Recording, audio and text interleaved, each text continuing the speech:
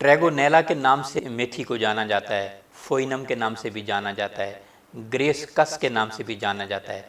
मेथी का मिजाज जो है गर्म और खुश्क है।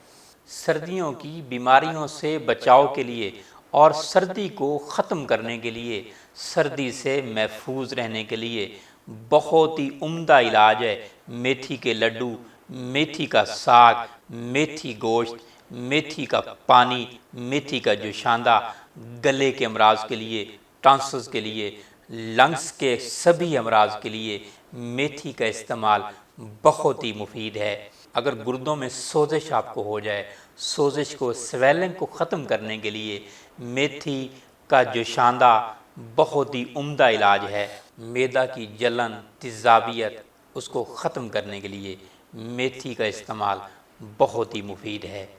आजकल बढ़ते हुए अमराज में डायबिटीज़ लोगों को बहुत ज़्यादा हो रहा है और डायबिटीज़ का बहुत ही उम्दा इलाज है मेथी का साग, मेथी की रोटी, मेथी के लड्डू, मेथी का जोशांदा बहुत ही उम्दा इलाज है। घुटनों के दर्द के लिए, गंठिया को ख़त्म करने के लिए, स्पाइनल कार्ड के अमराज में, जोड़ों के दर्द में, फालिज और लकवा में भी मेथी का बहुत ही उम्दा इलाज है, बहुत ही मुफीद है। और मेरे नबी रहमत हज़रत मोहम्मद मुस्तफ़ा सल्लल्लाहु अलैहि वसल्लम फरमा रहे हैं, इस्ताशिफु बिलहुलबा, मेथी से शिफा हासिल करो।